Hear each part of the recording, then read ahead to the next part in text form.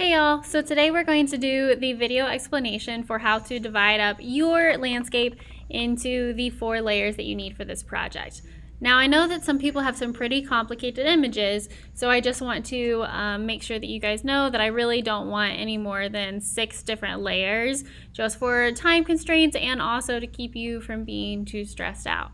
So when we're looking at one image, thinking through, okay, so what can I divide up into the foreground, which is the closest thing to you, the middle ground, so that's going to be directly behind that, and then the background, so the thing at the very, very back of the image. So looking at this one, I'm going to move this off to the corner side, just as a reminder. Looking at this one, I'm going to start off with what I want at the very front of the picture. So I'm lucky enough in this image to see that I have 1, 2, 3 boats.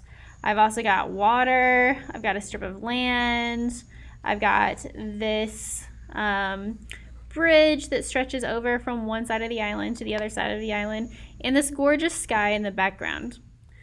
So I'm probably thinking, let's see, 1, 2, 3 boats. The bridge and the land could maybe be one part, and then the water could be attached to one of the boats, and then the next part of the water could be a part of another one of the boats. Okay, so that's me thinking out loud, which is okay. You can do that first, and I would do that first before you actually start doing your drawing. So I'm going to use different colored color pencils, but if you don't have color pencils at home, you can use something like different colored pens. The main thing is you wanted it to be color coded so it's clear and obvious to you what the plan was when you started it. And then you're going to divide up what those layers are by first making a marking on one side. So like here's my first marking. I'm going to want this first little bit of water. I'm also going to want the boat, this flag, all of the people on the boat. So I'm just being kind of careful to make sure I get all of their individual tops of their heads and things like that. The entirety of this sail, and then down that sail, all the way around here, and then back through. So knowing that there's a cutout in this area is important for me. And then I'm going to go back down, and then even though there's not a line here, I'm going to put one in so that way I understand that I want just this part to be in the very front or in the very foreground of my image. You are allowed to add in lines and things like that to help break up an image. Sometimes that makes it just a little bit easier to see what's going on. The next one that I'm going to do is probably going to be the next boat, I think. Yes, I think it's going to be, yes, the next boat. And so I'm going to use maybe red for my number 2. So again, I'm just going to start off to one side, make a marking, know that red represents layer number 2. And I'm going to start it off. Now because it goes behind the green, I might not have to go all the way through at certain points. But I am going to want to show where the red goes around this boat, over top of the sail, up over the sail, back down, and around.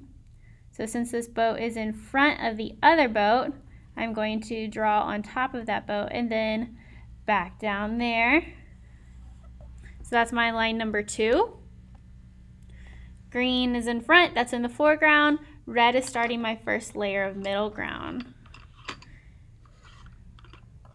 Then for my third layer, I see that I have this boat, and I've also got this bridge here to start thinking about. So I need to make a decision now. Do I want this boat to be in front of the bridge or on the same layer as the bridge? I personally think that either way you could figure out a way to make this work, but I think I want to actually make it on a on the same layer. Yeah, I want to do it on the same layer. So my next layer is going to be just right at this water line. And I'm going to go all the way through. I don't have to go through this boat. So number 3 is at the water line. And then I'm going to go up the sides of this, then back down and around, and then around this side too. But I also am going to include this waterway. And I'm just going to make a little cutout for where that's supposed to go. So notice my blue and my red, they're really close together for when they actually end up. And that's okay as well. So you can have them end up pretty much in the same spot if you need. I said I was going to include this bridge, but when I got to it, I changed my mind, and I do think that that is for the better. So you are allowed to change your mind. Just keep in mind that when you get to this point, you can't go back and like usually erase anything that you have drawn down. So that means that my 4th layer is going to include both the land and that bridge. So this is the area that I would be cutting out, and it's going to go as high as the tops of these bridges. So I'm going to make a line there, all the way down and around for those bridges. And then I'm going to wait until I'm in class with my teacher to talk about details for like in between these bridges, but I do think that I'll probably show where the big details are. So I'm just going to go through and mark where those big details are.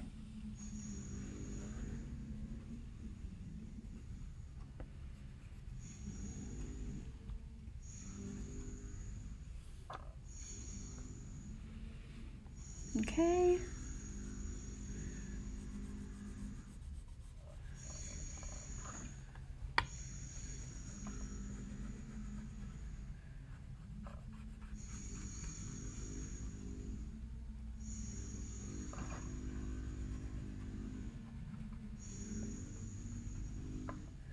So almost done with that part.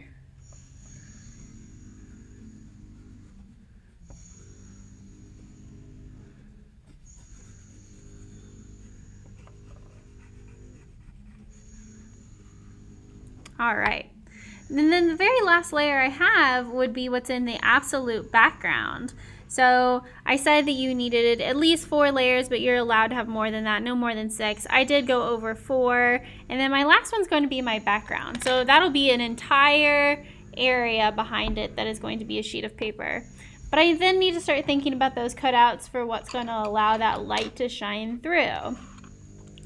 And for that, I'm going to mark the areas that have the clouds and things like that to show how there were these like kind of like swooping clouds. Remember, the marks that you make here are going to be the marks that you will be cutting out as well. So you're going to want to be as precise as possible.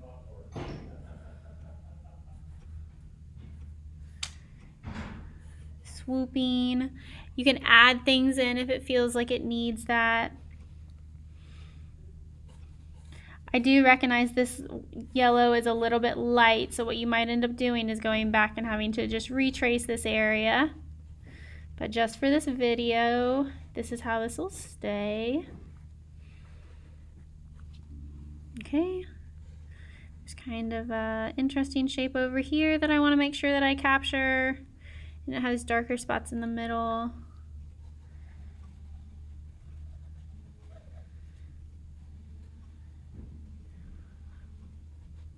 Okay. Wonderful. And now I've got my image fully layered. So I know that my last layer, the 5th layer, that's going to be the background layer. And there we go. That is an entirety of how you divide up the individual spaces. Now, the next thing that I want to show you is if you have one that's a little bit more naturalistic. So some of us have images that are a little bit more naturalistic that can't be divided quite so easily. So we have to decide what's in the foreground, what's in the middle ground, and what's in the background. So I'm going to do the same thing here, but like I said last time, if you need to like add in or make lines that were not previously there, you are able to do that. So the first thing I'm going to start off with is that foreground again. Just for continuity, I'm going to start again with that green line as my first one. And then I have to figure out what's going to be the closest to me. So I just want the general look of these mountains. It doesn't have to be the exact same. I think I want to start with just these shorter ones in the front. So I'm going to go through, and with my number 1, I'm going to start going up and around some of these mountain ranges using the lines that are already there to help me decide what I want to be in the front and what I want to be in the back. Okay, so that's number 1. So number 2 is going to be starting to get into that middle ground.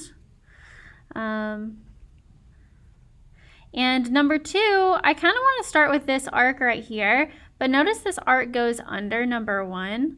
That's okay. So I'm just going to consciously know that. I'm going to start number 1 here, and then I'm just going to show myself that it starts under it that way. And then go up this one and around some of these bigger mountain ranges. Okay.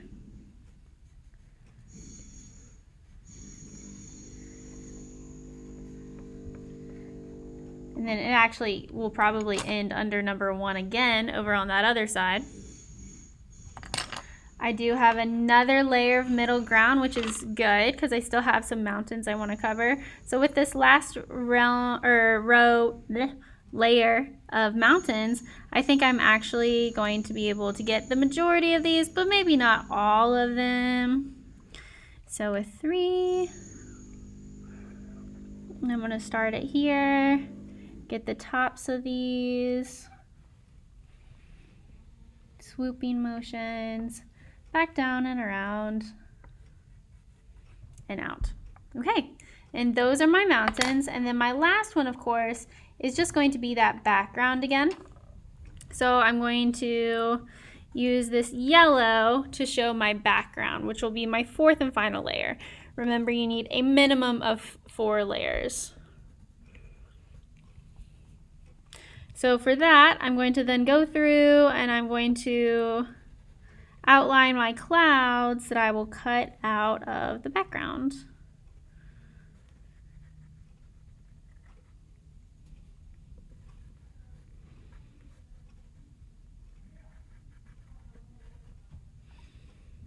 Okay.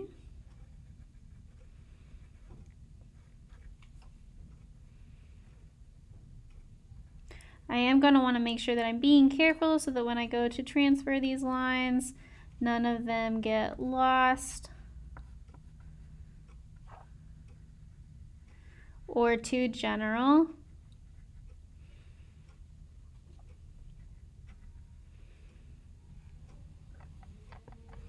And there's this last one up here that goes across the top.